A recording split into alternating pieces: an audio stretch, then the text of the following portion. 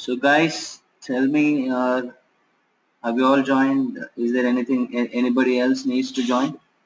Hi Rajita, hi Usman.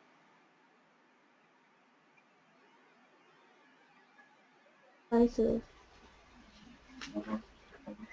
Hi Chandra. Yes, sir.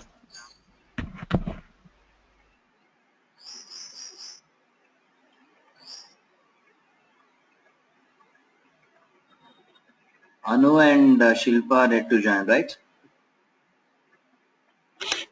Okay, meanwhile, tell me how many of you have practiced ELB? Prashant seems to be practiced because he just shared some screenshots with me and then discussed few doubts. Prashant is fine. I'll just come one by one according to the list I'm able to see here. Chandra, what about you? Could you able to practice ELB? Yes, guys, you need to speak and drop your inputs because this is really very important. Practicing ELB and the problems you face with that. Okay. Any doubt, Chandra? Any doubt you had while creating ELB? Did you test whether it is working or not?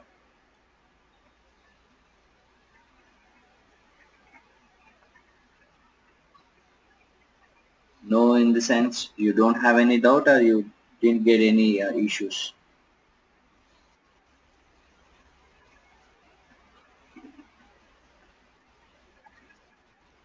No doubt. That's good. That's good. So what about you, Rajita? Did you practice ELB? Yes, I started, but there were some network issues and I couldn't do it. Probably I'll just finish it tomorrow. So you're going to practice it tomorrow. How about volumes? Creating volumes Yeah, and extending that. yeah, yes, the volumes are fine and the load data is also fine. Okay. Have you It's tried fine. Yeah. launching an instance with the bash script? No, sir. Like I didn't have that time to launch because there were some network issues because I was traveling from my place to another place. So there was some problem with my network, so I couldn't. But please make sure you practice today. Okay. Yes, I'll just practice today and let you know tomorrow if I do have any doubts. Okay, fine. Chandra and Prashant, have you practiced about volumes, eBay storage, and launching an Yes, instance sir. with Practice. script? Okay, good. Sai, what about you? Uh, just before the class, I did a load balancer. But I think it's my network problem. When it's not coming in the load balancer, it's still in out of service. I Okay. mean, we don't have a Wi-Fi here, so we are using hotspot. So it's still loading and loading going. So tomorrow I'll be going to the office, so I can tell like it's coming or not. That's the problem. Okay. Srikanth, what about you?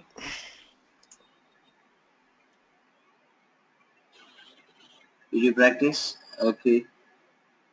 ELB, volumes and all, everything? Or is there anything that you need to practice still?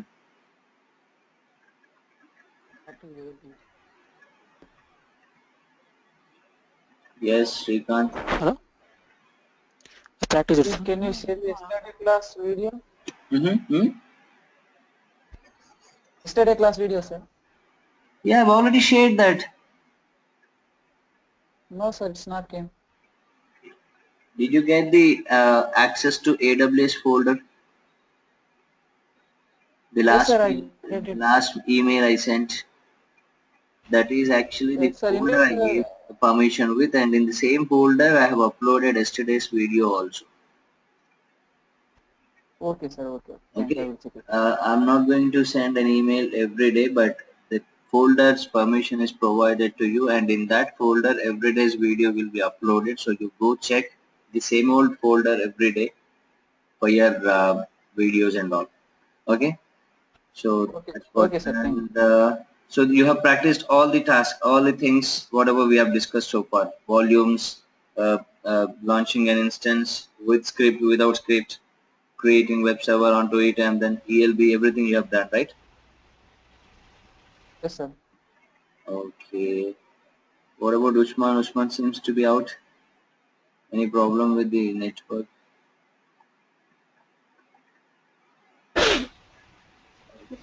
So now, okay, we are just about to discuss about auto scaling.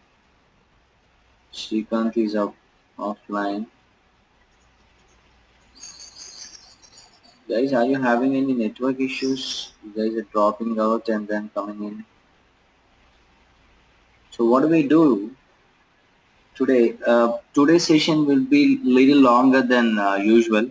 So please have to spare for some time because we need to understand the auto scaling, have to perform lab. Okay, we will be understanding auto scaling while we perform lab simultaneously. And not only that, we also have to check how an instance is launched by an auto scaling which is ready for our live production. Okay, so for that what we have to do is, it's not only that we write a user script. Okay, we just have a bash script updated in the user data while we launch an instance, but it is also that we need to create a web page. So how do we create web page without logging into the instance? So that we need to check with, and to do that, to create web pages without logging into your instance, your server.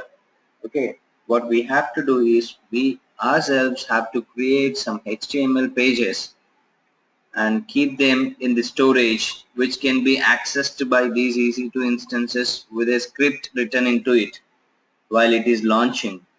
Okay, so directly there should be a communication or a connection established. With respect to that, the instance can correlate or communicate with that, or access, get the access of that index or HTML pages, which needs to be uploaded into this instance, so that whenever we wanted to access that website, we should be able to access. And whenever auto scaling spin up the instances, okay, auto scaling spin up the instances, it should spin an instance which can be ready-madely used for our live production without our intervention, without we logging into that instance and then make things ready for it. Okay, so to do that, what we have to understand is establishing a connection between, okay, the storage and the instance.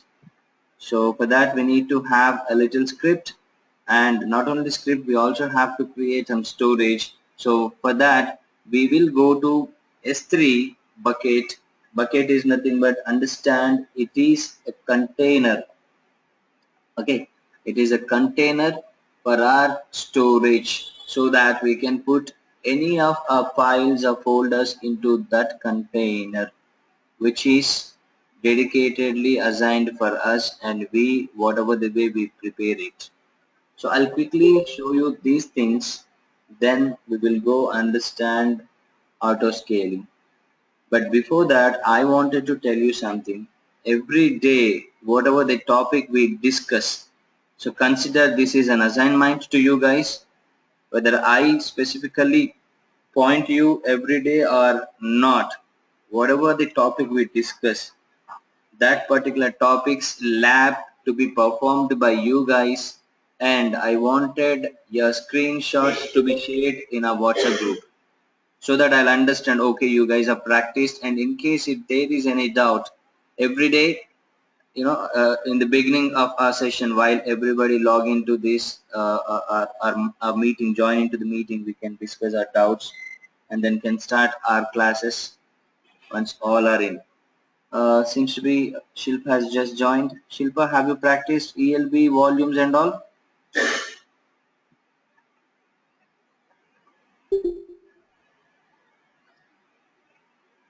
No. Yes, you have any doubts? Are you clear with all the topics?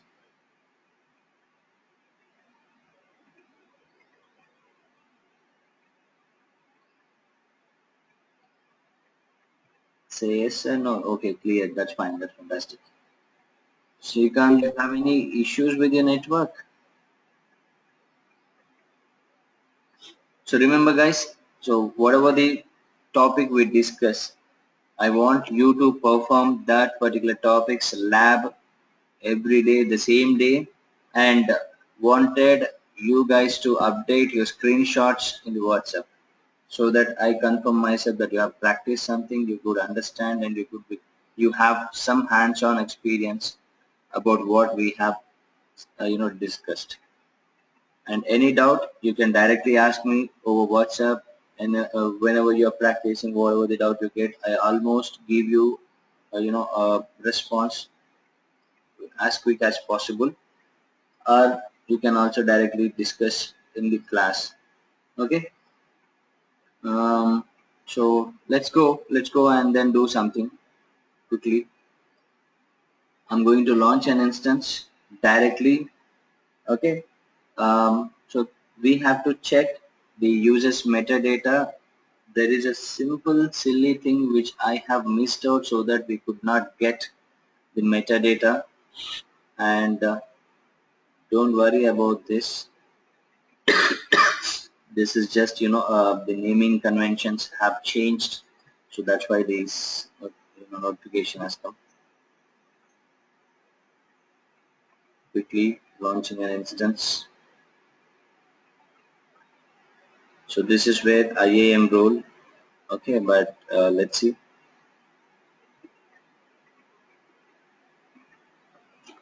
I'll delete this. So I'm just taking this as a temporary server.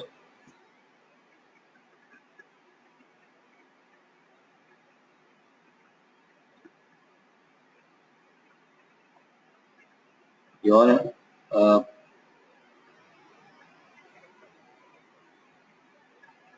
so instance is launching.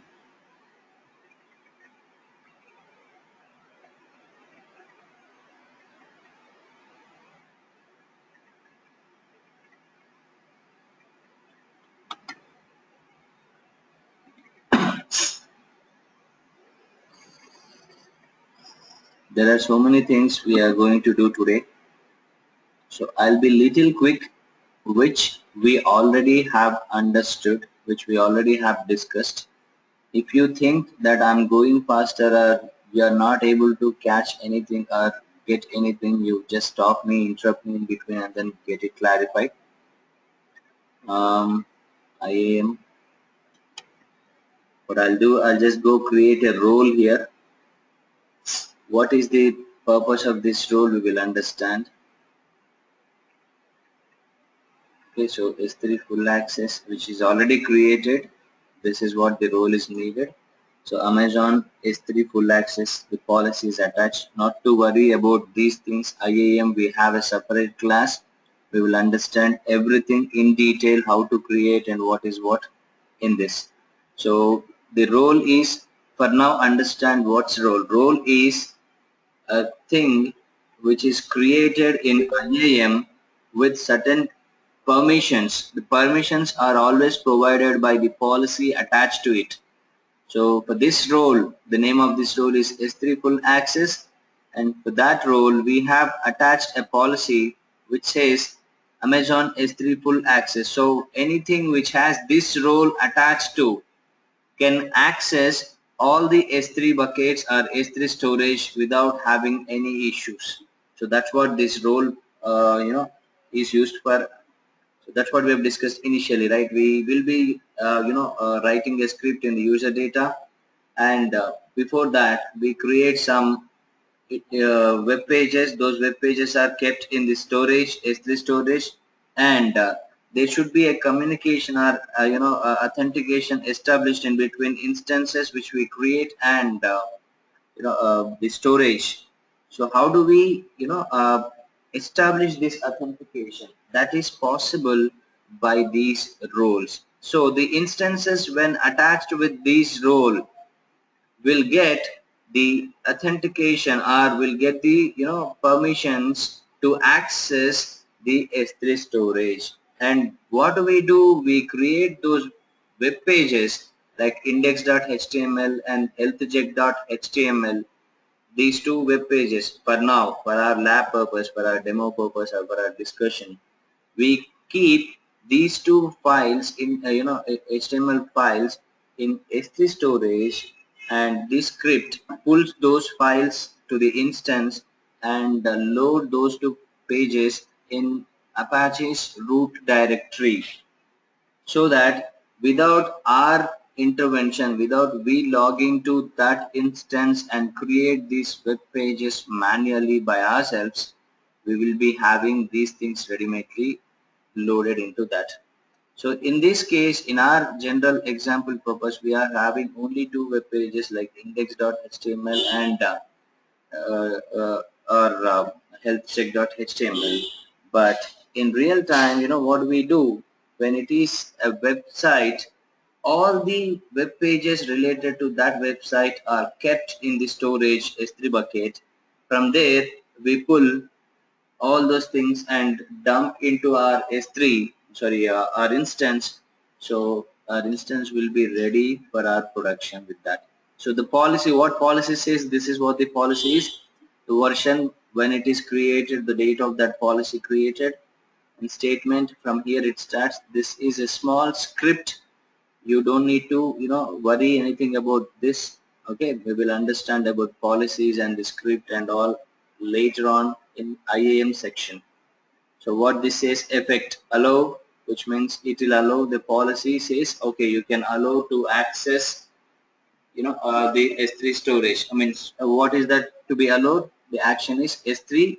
The star mark says everything. Resource is also everything. So people can access all the substances in an S3 bucket, and resource is also everything. Everybody who has this role attached with can access directly. So that's what this role is. Now we already have a role created. The same role we will go and do. And before that, what I'll do, I'll just go create some storage. Okay. Um, the storage, to create the storage, okay, even about this creating storage also, understand what I'm showing it today. Only for so much you understand. Rest we will discuss everything in detailed and topic by topic, point by point in S3 section separately. So what I said, bucket, we always create buckets in S3 storage. A bucket is nothing but it's a container to store all our files and folders into that. So go create a bucket. Okay. So while we create a bucket, the bucket name should be unique. It's because when we are trying to access, these are not only the account specific. Okay, they are of course region based, but can be accessed, the files and folders into this are can be accessed by people. One sec, give me.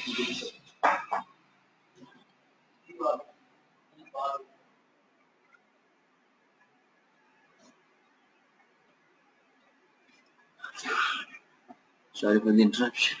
Yeah, so things can be accessed over internet, just like your Google Drive.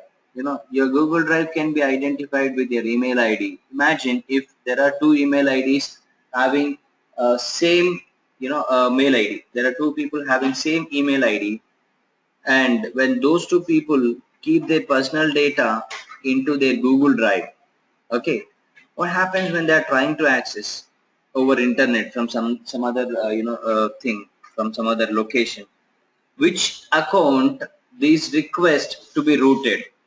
So there will be a little confusion created into that. Just because of that, in order to avoid such confusion, the bucket names should be unique, because these things are the files or folders or the data loaded into these buckets will be accessed by, accessed over internet. So the names should be unique. So what I'll do, I'll now name this as my web data 145, something like that, randomly I've named, and there should not be, all the names should be the combination of numbers and lowercase letters, only lowercase, and there should not be any special characters in the namespace, names given to the bucket. So we are giving, and the region, in which region you wanted to create your bucket. Since we are going to do everything in our Sydney region only, so I'm going to create the bucket also in Sydney region. Let's see whether this name is available or not. Since I said naming should be unique across the globe irrespective of the account you are creating it. Now our bucket is created. Okay, so before that, what do we do? We'll understand few things which we did not understand yesterday. We did not, get yesterday. So I'm just copying it. Going to quickly. Okay, so what I have to do? Attach my key pair. Doing it. Yeah.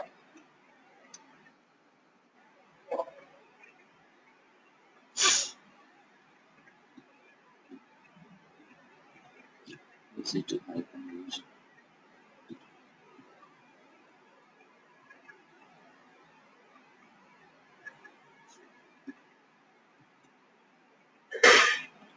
Okay. Fine. Now, what I'll say.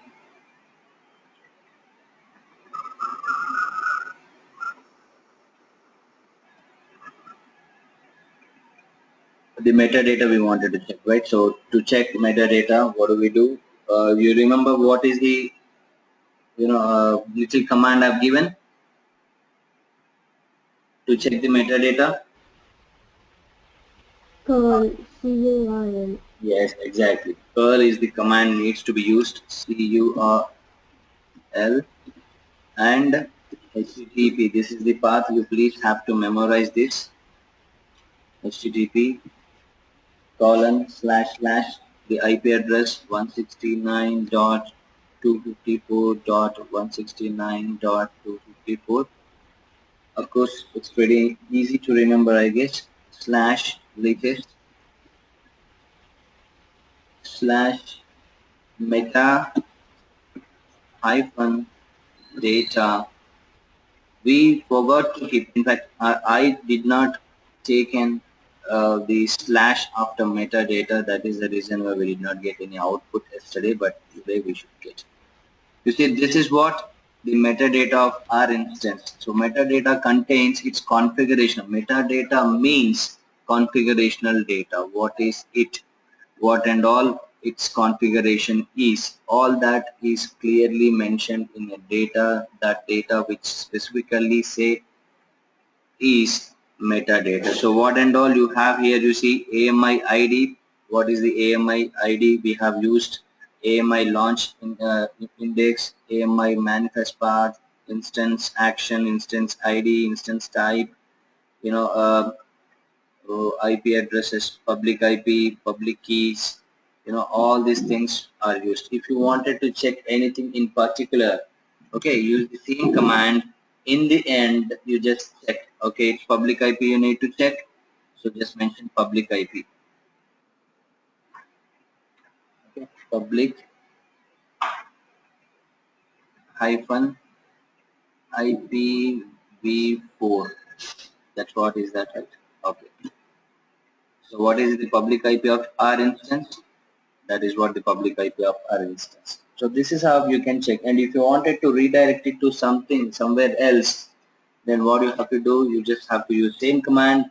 And if this needs to be redirected or wanted to have this information in another separate page, then you can just have it separately. That's what a particular page, web page, that's redirected. It's nothing but you are copying this or you are moving this data. I mean, like, you're having a copy of this data on some other file. So you wanted to name something this as, then you can name this as my, okay, the same name you can just give public IP. So fine, it is copied. Okay, now what do you do? Ls my public IP, that is the file created. Go check more, my public IP, you have this. So this is how you can just check whatever the information you wanted to check. And not only that, okay, you also can, redirect it to a particular file, and you can check all that details later on whenever you wanted, or you can have a copy of that in your, every time you execute this command, rather you do that, you can, directly copy all this information or whichever the things you wanted to a particular file, and then can have a copy of it. Okay, so that is the point. So, Yeah. so like you copied this IP and you saved it in S3 bucket. No, no, no, no. I have not stored this into S3 bucket. I am not, nowhere I have mentioned S3 bucket. Did I mention my S3 bucket name here? No, no. What is the S3 bucket name we But have? where did you? My web data 145 is the S3 bucket name we have created. But when I have just redirected, I have created a file of my own choice name into the same server. In the same server, we are creating a file. Okay. Okay, this is the server we have, and in the same server you are creating a file. In that file, you are copying this information, the public IP or what. So this file is saved in the root volume. Yeah, exactly, root volume. Okay.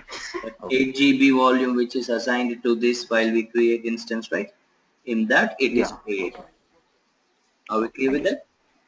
Yeah. Fine, fine. So this is what I wanted to show you. This is how you can check your instance metadata and what and all its configurational stuff.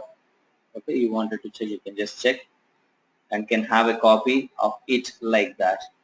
And remember, you can only check using this command, you can only check metadata, but user data cannot be checked.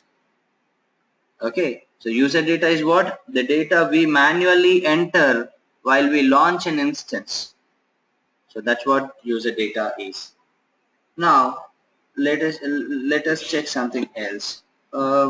We could understand. Okay, yesterday's class we have seen creating S3 bucket, deleting. I don't know whether I've shown deleting or not, but using some commands we have googled and checked how to create, how to deal with S3 buckets and all using command line.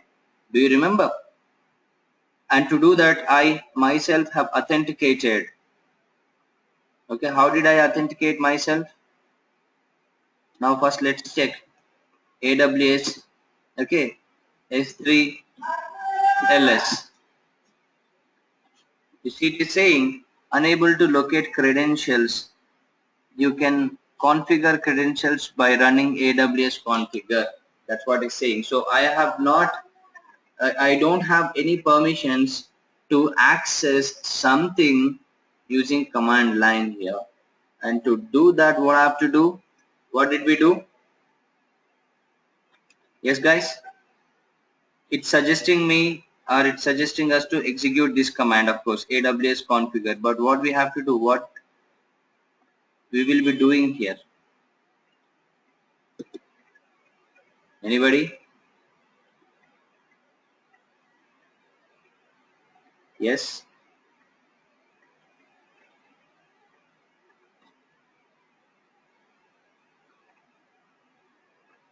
How do I authenticate myself? Access key, that's good. So we provide our access key, secret access key. Access key is like, your username, and secret access key is just like your password. So by providing that, we authenticate ourselves.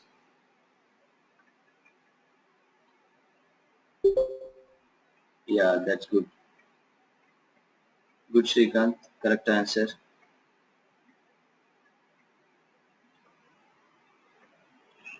So I've just copied that AWS configure and right clicked so that it is pasted.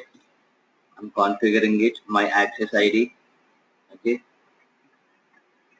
Every time you create a user, the user will have its access key ID and secret access key. And the access key can be noticed or found here after once you just go into that particular user. But you know um, it is not possible to get this secret access key because this is only one time. That is the reason why Amazon suggests you to download these things, so that it will be downloaded into your local machine in terms of an Excel format and can use whenever you want it from that. And that Excel file should be maintained by you only and safely, so that no one gets the access to that and then log into some resources as you and then do something nasty. So I think I have copied that.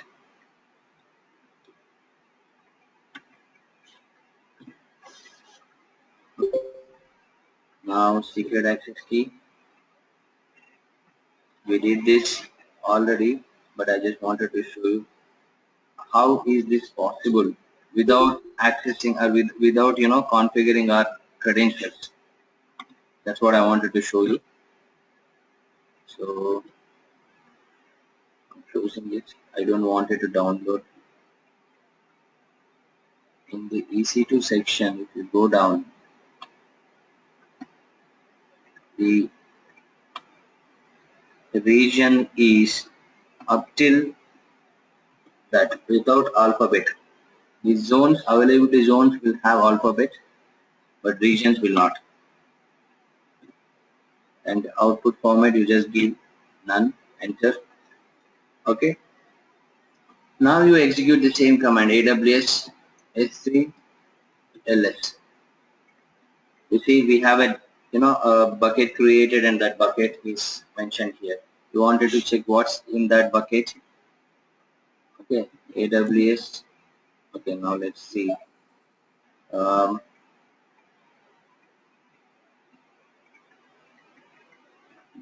Let me just check with you on that.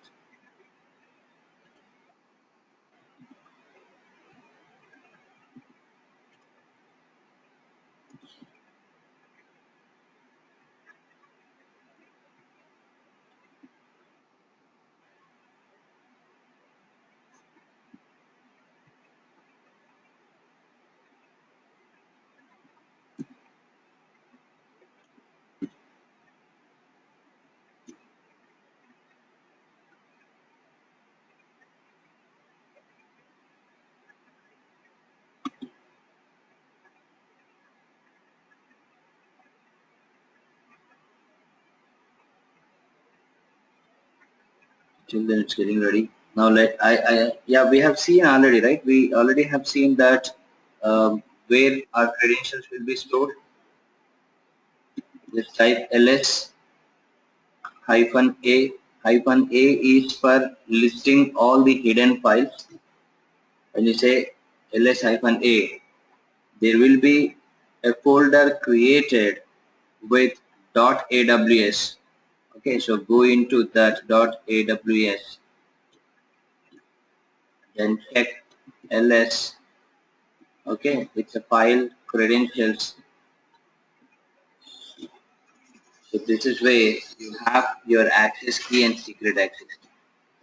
What happens is, okay, you are now authenticating yourself as a user and trying to access things, okay, directly using Amazon's command line interface and creating whatever you wanted directly from here, from the server itself.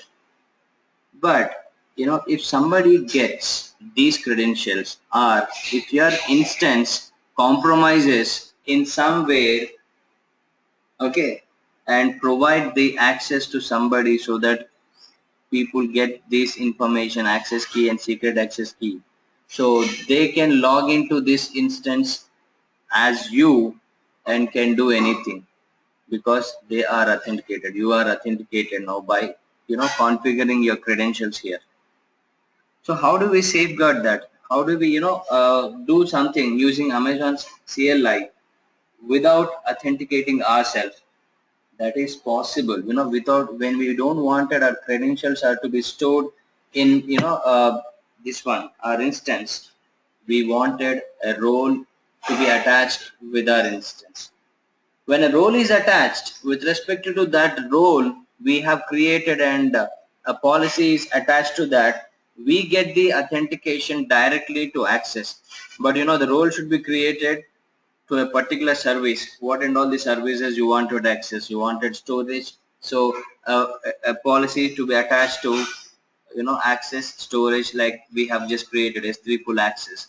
You wanted all the other EC2 servers to be accessed, then you can just have to attach a policy with the EC2 server. So any service you wanted to access, then for that you have to attach a policy and can do things here. So with respect to that role, when attached to EC2 instance, you don't need to configure your credentials here and can do your stuff directly. You can just do perform your activities without any problem, any doubt.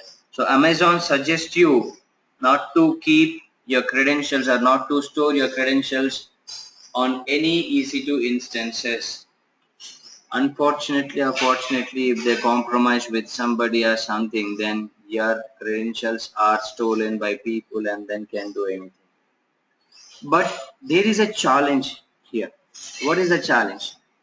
In real time, okay, in real time, when you people get job and then start working in AWS, if you attach a role to that, everybody who has the access to that server can perform anything with respect to that role attached. So how do you track who did what, which person has performed what activity? How do you trace that?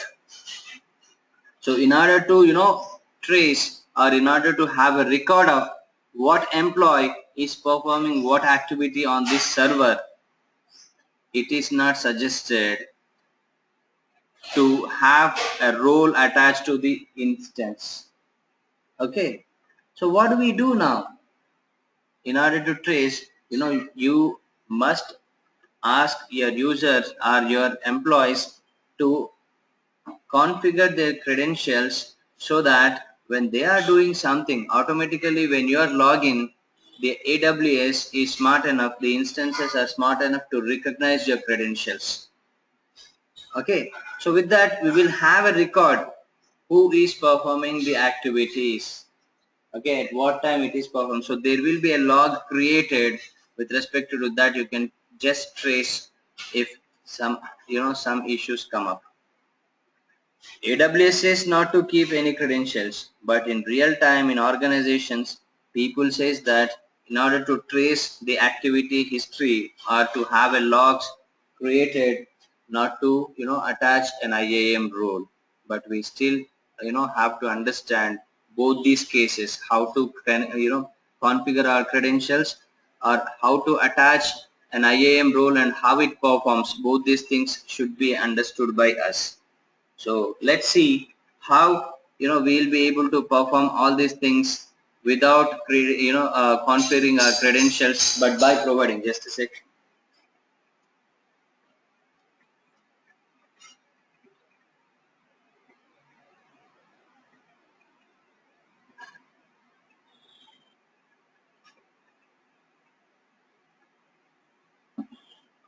So let's see how can we do things. Now for that, what I'll do, I'll just go launch another instance. What's happening? Yeah.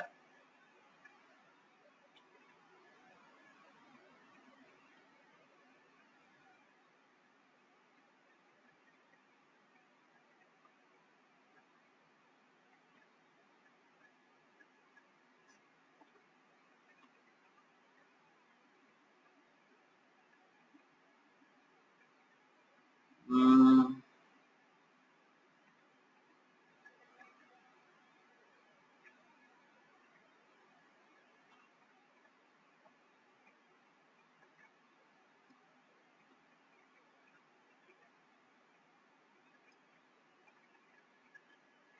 okay, we will see things later.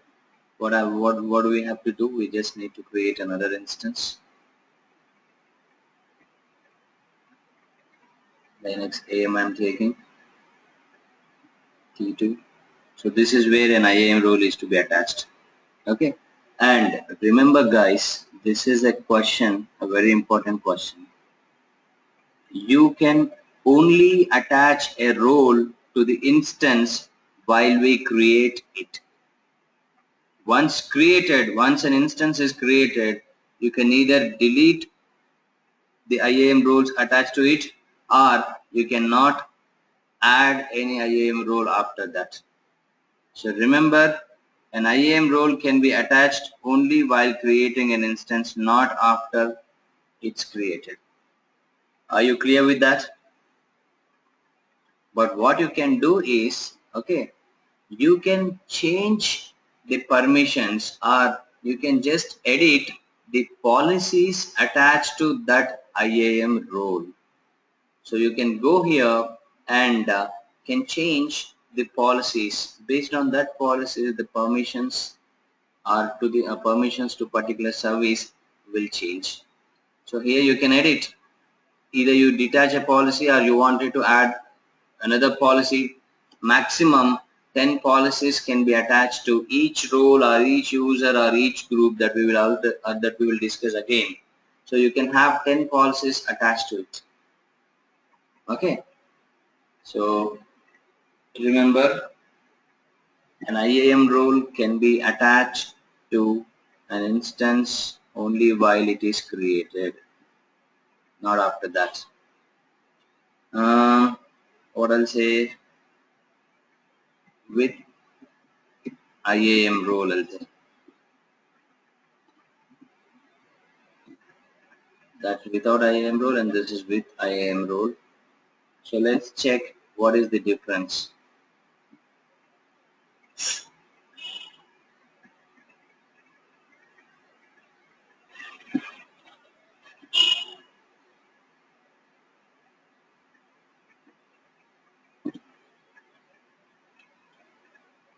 Okay. Soon after we check this, we will just go create our auto scaling. But before we create auto scaling, we must need to create load balancer.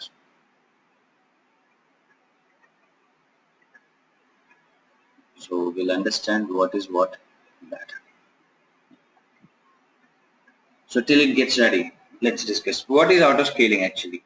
Can somebody tell me what is auto scaling does? Before that, can somebody tell me what is ELB? Yes. Autoscaling will use autoscaling for scripting. Can you please come again? Your voice was not clear. Okay. Autoscaling is used for scripting. Used for Scripting. scripting. No, any other answers? Auto scaling uses a script but not for scripting. Anybody, any other inputs? So that I'll just understand from where I need to start and how I make you understand.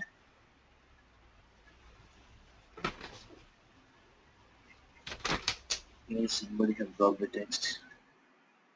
Spin up, spin down instances automatically. That's correct answer by Srikanth. Anybody else? Any other answer? Yes? Okay, not an issue, Sai. We'll understand that. Anybody?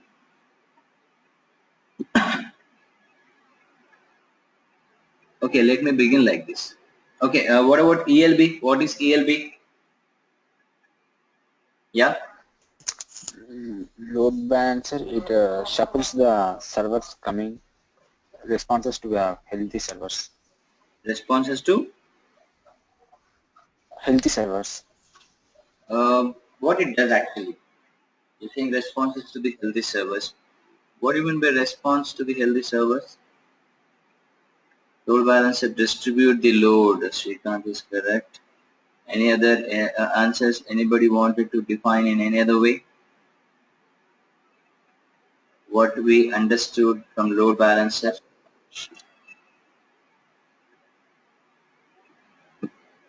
Load balance, the name itself tell you.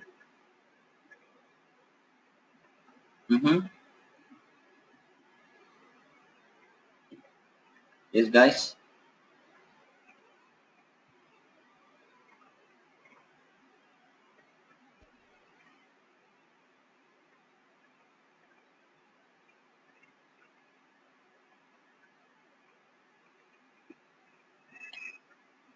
Load balancer will Yeah, load balancer.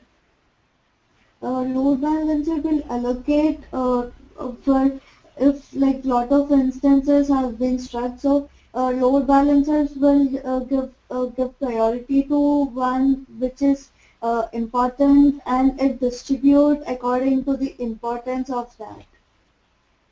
Okay, okay, sounds good. Okay, let's check this and come. What I wanted to check, I just wanted to check, since this instance has an IAM role attached to it, and then that IAM role has a policy with full permissions of S3. Okay, so now we should be able to access without conferring our AWS credentials. So let's check AWS S3 LS.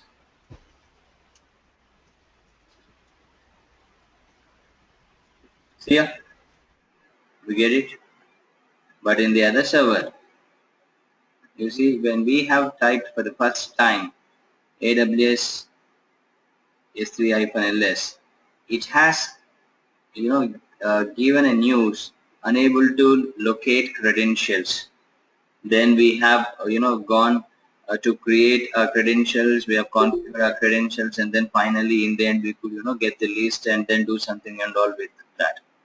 So when you attach an IAM role, without you configure your credentials, you'll be able to perform anything based on the policy or IAM rules permissions attached to it. Okay, and we just discussed what is the challenge with IAM role is attached and IAM role is not attached. Amazon says in terms of security not to keep any credentials on any instances, so that no one gets the access to your instance.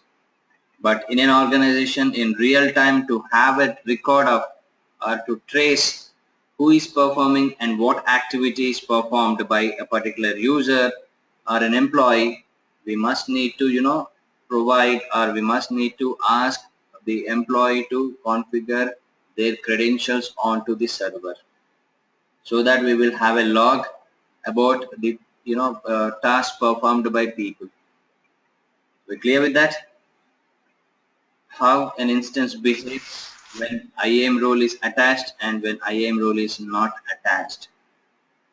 We are discussing this because it is needed for us in auto scaling when we are trying to create it. Now let's understand. Okay, I hope you are clear with this, how an instance acts with instance, without instance. Are you all? Sorry, with IAM role, without IAM role. Yes, sir. Okay, fine. We understood. That's good. So yeah, good. Rest. Only 3 inputs I'm getting, only from 3 people. Yeah, okay, fine.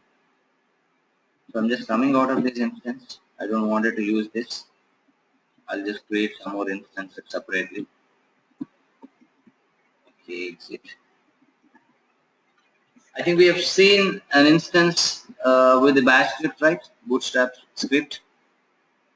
So we will just check that again. Now, before that, I wanted you guys to understand what is load balancer. Let's come again and understand load balancer is. Load balance. Load balance. The name itself says load balances. How does it balance the load? What do you mean by load actually? Okay, what do you mean by load? You have a website. Okay, for example, you have a website running, and that website is accessed by people, isn't it?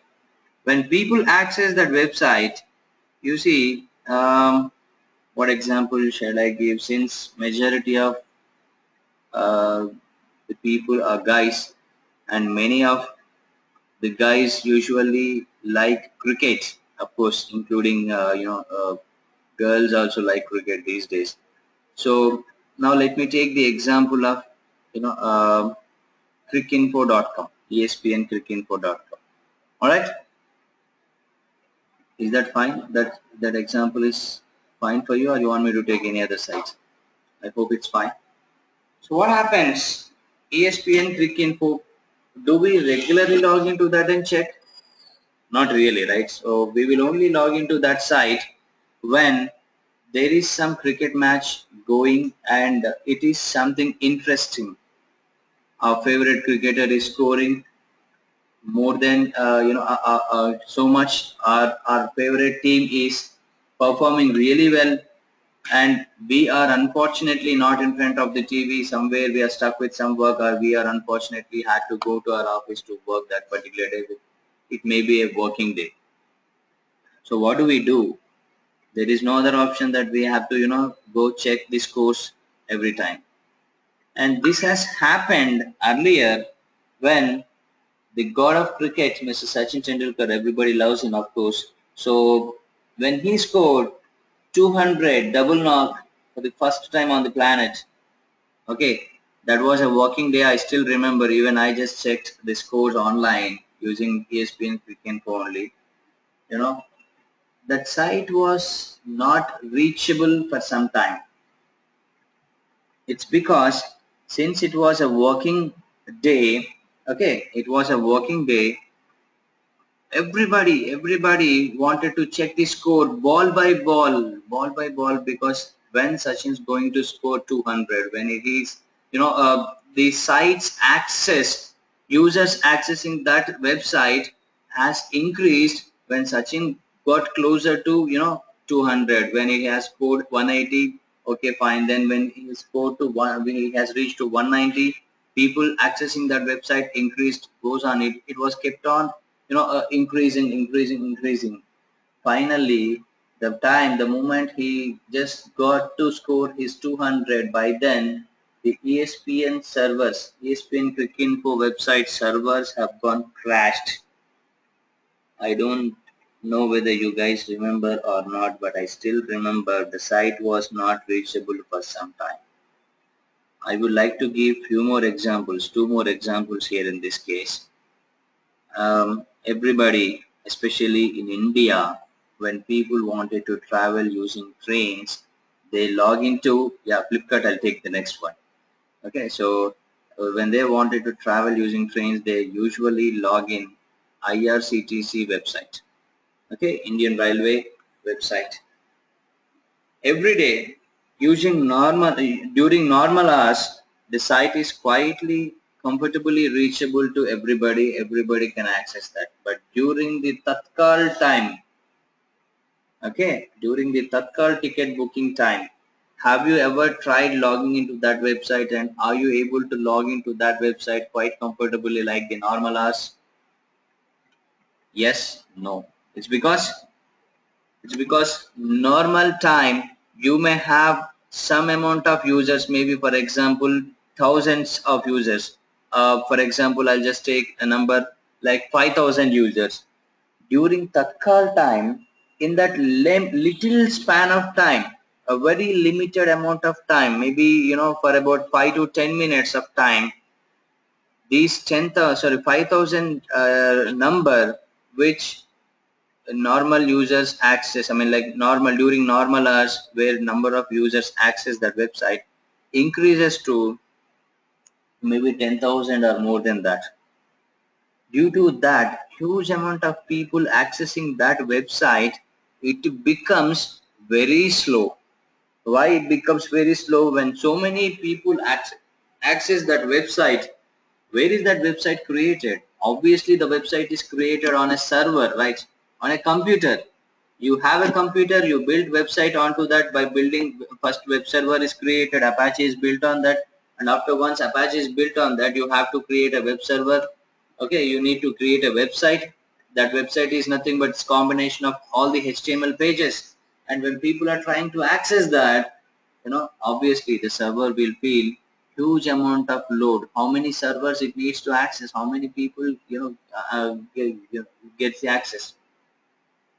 Okay, I would like to give, so due to that such a huge load, experiencing by this server, it will become so slow in accessing or in serving all those people's requests. And another example with Flipkart. When Flipkart has announced its big day sale for the first time, even Flipkart servers have also gone crashed. Nobody could access the Flipkart site maybe for a couple of hours or a day, because Flipkart did not notice or did not estimate how many users will hit their website, okay, without having any estimation, without having these cloud concepts. They did not plan a proper infrastructure, so the servers they then had could not bear such a huge amount of load, so they became they have gone crashed. And one more thing I would like to tell you, okay, what to say, your normal computer, just check a computer with 1 GB of RAM and a computer with 4 GB of RAM. You have two computers, or you two friends are sitting together. Either of you have a computer with 1 GB RAM and the other person has a computer with 4 GB RAM, and you are trying to access something in that computer. Which system works faster? Alright, the computer with 1 GB? No, more GB RAM. Obviously the computer with 4 GB RAM function faster, Yeah. right? Works faster. You'll be able to Yes. access everything very fast, isn't it? So it's because the memory it is having and the capacity it is having, it will provide a faster. So the same thing, the same way, when number of people requesting are hitting your website, which means that is load. And in order to serve such a huge load, what you have to do, you need to expand your number of servers. How do you expand your number of servers? You have to create another server which is identical to the existing one, with all similar to the configurational stuff and all the applications, and including the website created into that. Same website should be created into that. Then in that case, okay, in that case, rather you have a one server addressing all such requests. You have multiple servers requesting to all serving all such requests. Then automatically your environment will be fast enough and will be able to serve all the requests, or will be able to meet out reach out the requirement. Any number of people access that website. But okay, I have, for example, 3 servers in my environment for my live production, and all the 3 servers have got same configuration, same website created onto that. Because I have only one website, I'm just doing the business with that website, and I wanted people to access that. When I have 3 servers, okay, when I have 3 servers with the same website created, and when people are trying to access that website, how these requests understand which server is free and to which server these requests are to be sent? If they do not understand this, all the requests are sent to one server only. What is the purpose of having 3 servers? Does that make sense? You getting any idea what I'm talking about? Yes, guys? I'm saying we have 3 servers, but all the requests are routed to one particular server only. The other 2 servers are being unused, idle. So is there any sense that we have 3 servers, having 3 servers for our environment? Yes, guys? Yeah? No, right. So obviously when one server is having all the addressing all the requests, the same thing, the site will still behave the same way. That's slow, it goes very slow, it will be accessed by people very slow. Or when request goes on, request increases, then the server may go crash again. So in order to address all these requests to all the servers available in your environment, okay, I have 3 servers. When people are requesting my website or accessing my website, then in that situation, I wanted a mechanism which needs to route all these requests to all the 3 servers equally in order to burden any one particular server. When it root all the 3 different servers, that's really beautiful, right? That's really comfortable. So all the 3 servers share the load, so that the load is balanced with all the 3 servers, and your site is quite comfortable for the people to access it, and you are reaching out to the requirement. You clear with that? Yes. So what does this load is distributed or routed to all these 3 servers equally? Which mechanism does here in our AWS cloud? Yes, load balancer, of course. So load balancer does that. So what we do when we create multiple servers, first we create a load balancer, okay, and to that load balancer we attach all of our servers which are healthy and ready to accept these requests and meet up the requirement. So this load balancer is really very smart enough that it distribute. What load balancer does? I wanted you to tell me this particular statement when I ask next time. Load balancer distribute the load to all the healthy instances, okay, all the healthy and available instances in our environment. Are we clear with that? Load balancer distribute all the load hitting to our website or hitting to our servers to all the healthy and available instances. So are you clear, guys? What is ELB? What is load balancer? It's of course parallelly. And Yeah. it distributes all the load coming hitting to the website to all the servers equally. All the servers available and healthy. All the servers Healthy, yeah. healthy. They are not only available, but they should be healthy.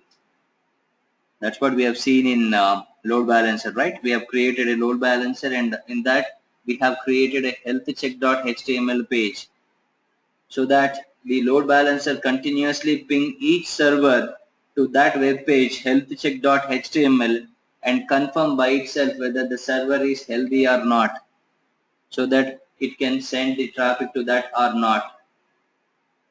If the server is healthy, it will send the traffic. If not, it will treat that server as unhealthy, but still it will keep pinging to that whether it become alive or not, whether it become healthy or not. So that is what the point. Now when it confirm by itself that the server has become healthy again, then it will start sending traffic to that. That is what load balancer does. Now, my question is, understand this question and you should answer to me. My question is, of course I have 3 servers. Okay, I have 3 servers, and these 3 servers are still not being able to enough, okay, or not enough, or not being able to reach the purpose, are not able to meet up the requirement, or the load is still increasing more and more and more, whereas these 3 servers are fully occupied, and may not be able to bear such a huge load. In this situation, what are we supposed to do? Are you clear with my question? You want me to repeat that question again? If you are clear, you please tell me what are we supposed to do? Adding additional instances. Okay, that's a good answer. Adding additional servers using auto scaling. That's even more good answer. Another server. Okay. Okay. Fine. That's fantastic. We need to add few more servers to the environment. Okay. We need to add few more servers to the instances. Imagine if we need to add servers to the environment physically, is that possible to add within no time just like our cloud? Yes. Imagine you have a big day sale in your website, the server's load is increasing and you wanted to create some servers physically. Will you be able to, create some servers physically just like that and then attach it to the environment before your big day sale is completed? No, we will be another work busy. So Will be? we may be in other work. So We may be in other work, or we may have some admin server. monitor this load and then appoint somebody to create servers. But in physical, in physical scenario, okay, creating a server takes really a lot of time, at least a session, couple of hours of time. You need to get the hardware, fix it, then install OS into that, install applications, install, create a web server, then, add all your web pages into that, then your website is ready. After that, you need to test whether your website is working fine or not. After once that is done, then you consider that server is as a live server or considered to be ready for your live production. So to do all these things, how much time it takes? It probably take, at least half a day time to do all this stuff. But in cloud, okay, by the time in physical scenario when you create, by that time your big day sale may complete or your servers may go crash. So we wanted one mechanism again like load balancer which can spin up the instances just like that in a matter of no time and attach to our load balancer so that they share that huge load from the from the existing three servers and make them comfortable, those three servers comfortable, and also reach all your customers and serve the need. That's comfortable, right? So what will perform this activity? Which mechanism perform this activity, creating or spinning up instances within no time and attaching to the load balancer? Auto scale. Auto scaling. That's good. So auto scaling. Now, did you get the concept why auto scaling is used?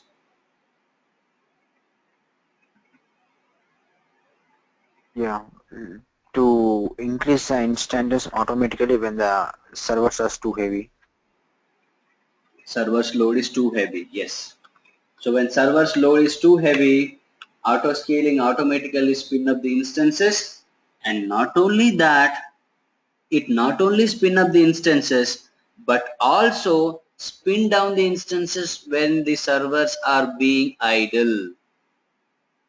Okay, you have started your big day sale in the morning 10 o'clock, that's 10 a.m. Just a sec, give me a second.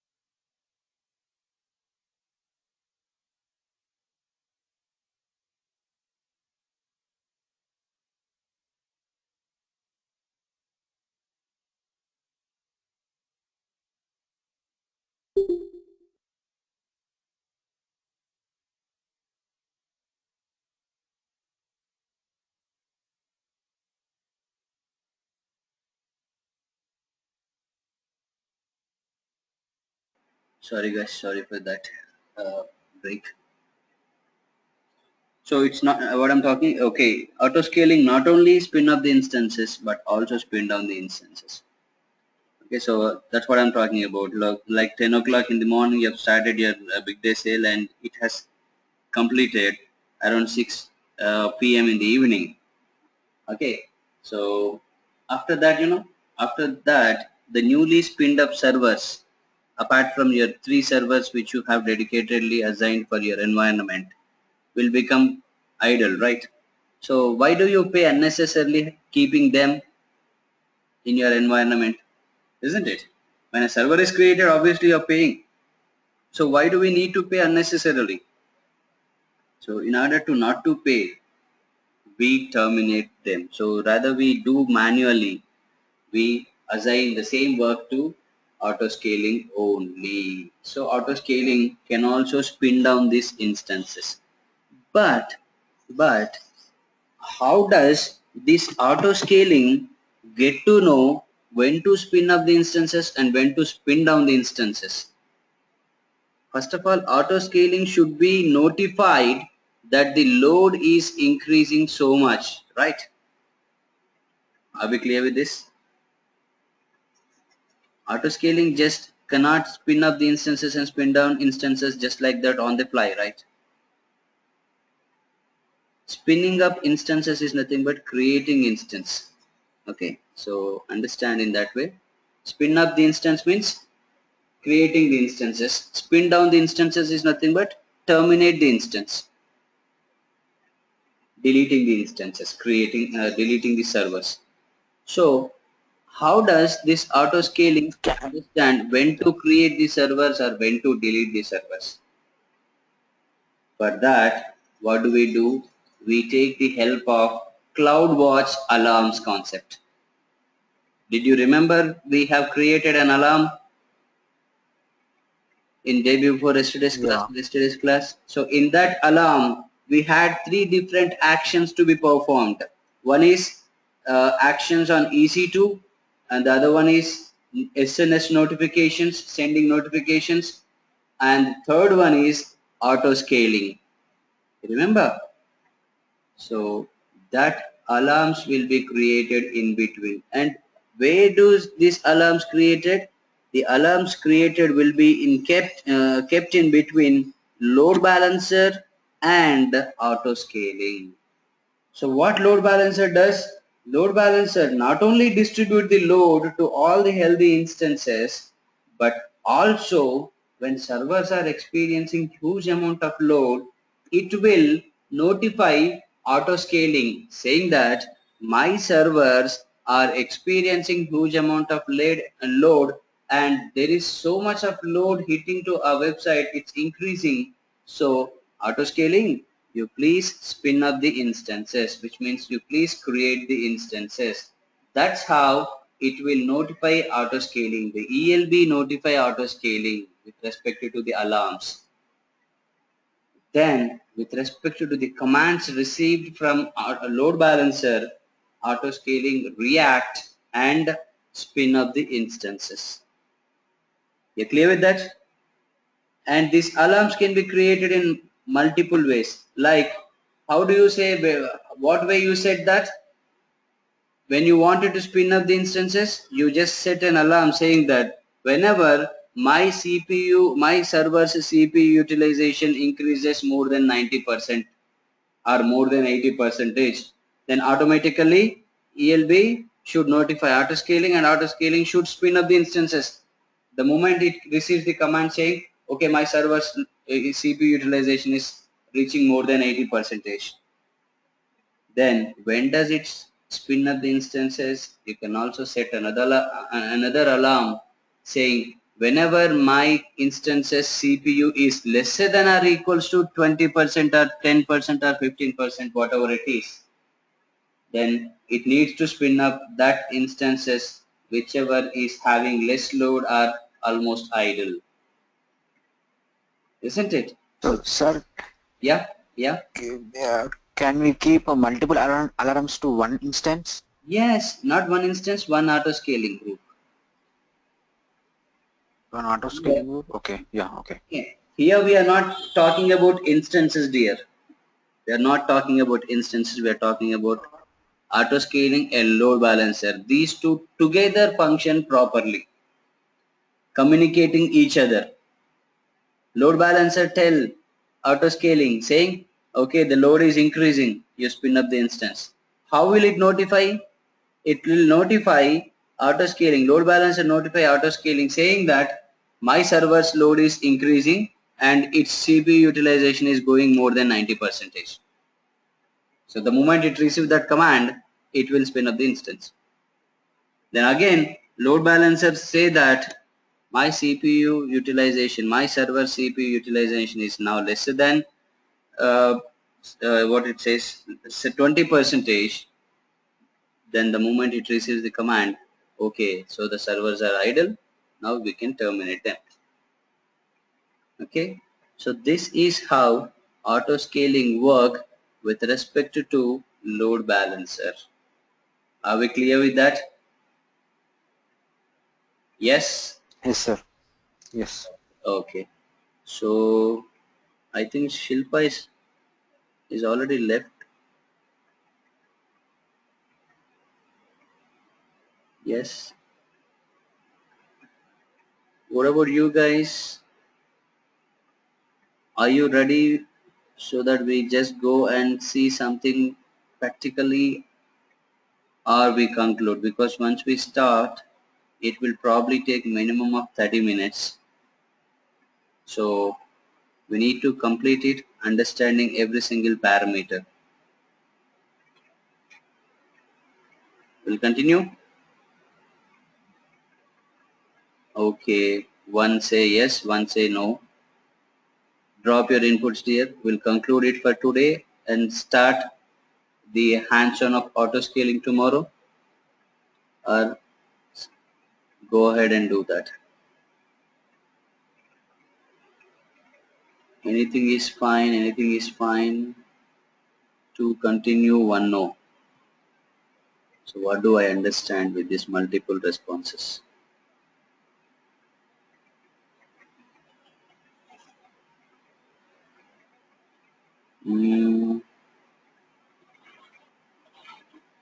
What is to be performed? I'm just thinking about. Since auto scaling work with load balancer, we first have to create a load balancer, okay, and have to create an auto scaling group. Before we create auto scaling group, we must have to create launch configurations. So launch configuration is something like creating an EC2 instance. Okay, after once that is done, then we go create auto scaling group. And apart from these things, we also have to prepare the bash script. And two people are missing in the class, of course. Anu is missing, and it's an important thing. I wanted everybody. Okay, if you guys say yes with me, I have something in my mind, like since two guys are not in the class today, and one guy is saying conclude and two guys are saying anything is fine. What I'm thinking is we will do this directly lab. We'll start lab directly in tomorrow's class from the scratch of auto scaling and load balancer. It will be like creating a high available environment, HA. So it will be like a project to you. I will show you every single parameter, explaining everything in detail, and in the end that will be like a project that you have to create auto scaling with respect to load balancer, like a high availability environment, and submit it to me with the screenshots in the WhatsApp. Will that be okay for you? Yes? Okay, fine. So what do we do? Tomorrow we will log in. The moment we will log in, we will start, creating all these things. Of course, I will discuss everything in detail while we create, what things you need to set, what options you have to take. Okay, so all those things will be discussed, but for now you just have an understanding in your mind what is auto scaling, what is load balancer, how these two things work for a proper and healthy environment. Okay, are we clear with that? Okay, fine. So for today, the assignment for you is launch an instance with IAM role and another instance without IAM role. I want you to perform creating a, what it says, S3 bucket, and I wanted you to send those screenshots to me. That is your activity or your task for today. I wanted everybody to perform that and share your screens once after you perform or while you practice it, so that I understand you have done something, and any doubt you come across that can be discussed in the group chat or in the class directly. Okay,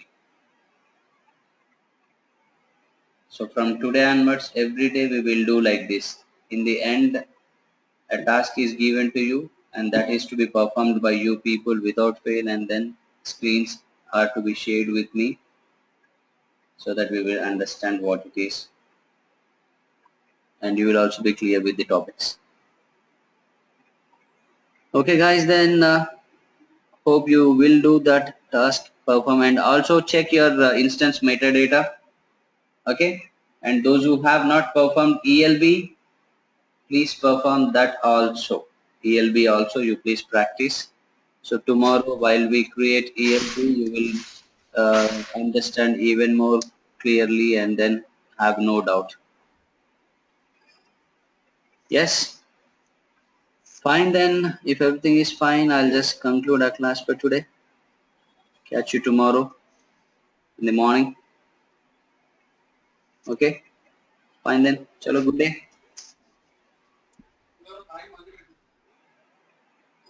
Bye.